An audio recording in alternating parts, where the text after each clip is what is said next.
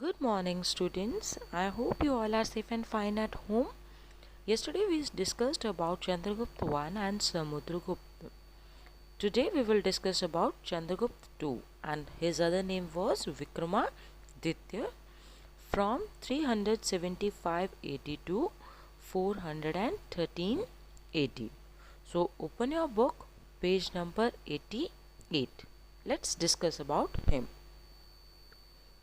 Yes, Chandragupta II, he was also known as Vikramaditya, or we can say his other name was Vikramaditya, the son and successor of Samudragupta. He was also a great conqueror and a powerful ruler. The Gupta Empire rose to its highest point during this time. As you can see it on page number 86 in the map, that how much he expanded his empire in the green shade, and also you can see the complete Gupta Empire on page number 88. The purple shade empire shows the Gupta Empire at the time of Chandragupta II. Okay, yes, he defeated the Shaka king of Malwa, Gujarat and the Konkan coast. Thus we can say that he extended the Gupta Empire to the Arabian Sea. He took the title of Shakari, means the destroyer of Shakas. This was his great achievement, as Shakas were also very powerful rulers. He also made Ujjain his capital. Earlier the capital was Patliputra. Now he changed the capital to Ujjain. By the end of his reign, Chandragupta II empire extended to western, northwestern and eastern India. Chandragupta was also a patron of art and learning as his father. He had in his court many scholars and poets. They were known as Navratan or nine jewels, or we can also say them Nau Ratan in Hindi. Why they called them as a Nau Ratan? As they were the best scholars and poets of that time in his court. After the death of Chandragupta II, the Huns, the cruel and barbarous of Central Asia, attacked the country. Huns were very cruel in nature, and barbarous means wild in nature. So they attacked their country or their empire. This gave a big blow to the dynasty, and their power began to decline around 550 AD.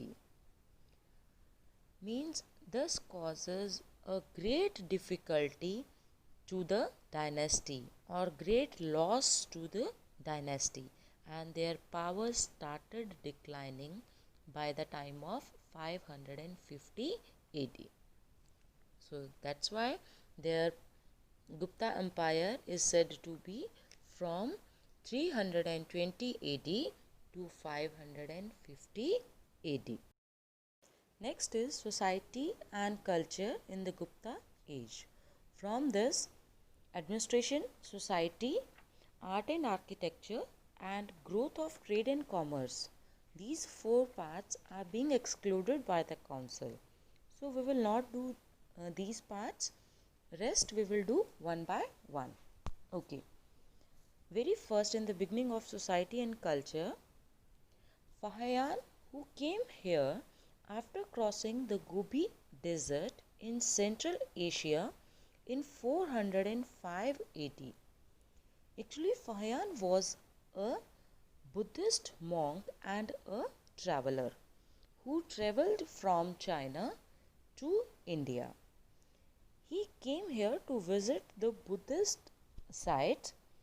At that time, he also came to Chandragupta II court, and from there he described the India during the Gupta period.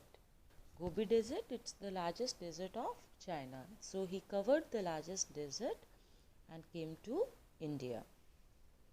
Okay, the next is the religion. This period witnessed a tremendous resurgence of Hinduism.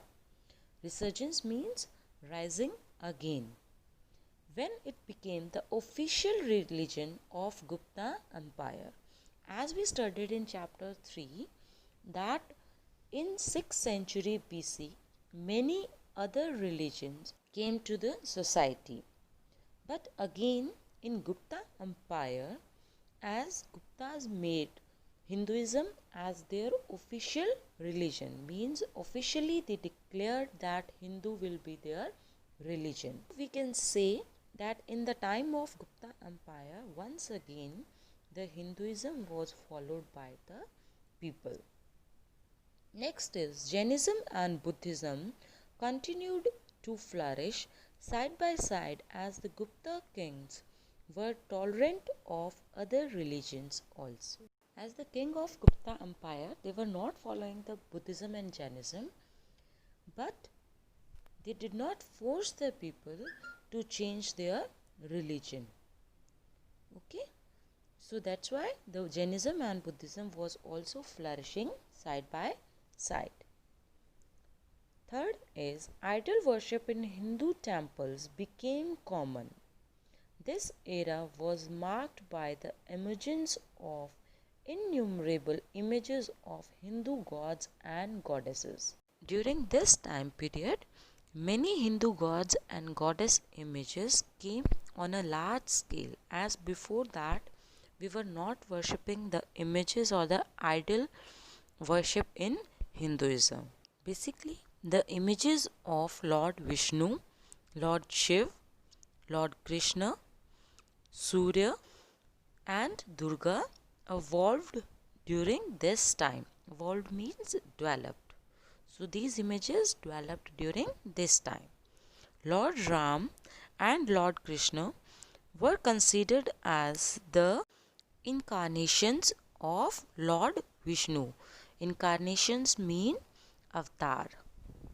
People also performed religious sacrifice like the Ashwamedh Yajna in this time also. Many Hindu temples were built during this age, as Dasha Avatar temple, that is Vishnu temple, and it is in Deoghar in Uttar Pradesh. So it's the famous temple of this time. Then is the emergence of Bhakti cult, or we can say Bhakti culture, or intense devotion to a personal god was another striking feature of this age. As during this time, the people started showing great feeling or strong feeling towards their personal god, as if they are worshipping Lord Ram, then they started worshipping him very strongly as they go to their temple and did all the rituals that were related to Lord Ram. So, or we can say the worship as we do today in the temple was started in this time period. Okay, so this much for today. Further, the other topics, that is advancement in literature and the science and technology, we will discuss in next week. Till that, thank you.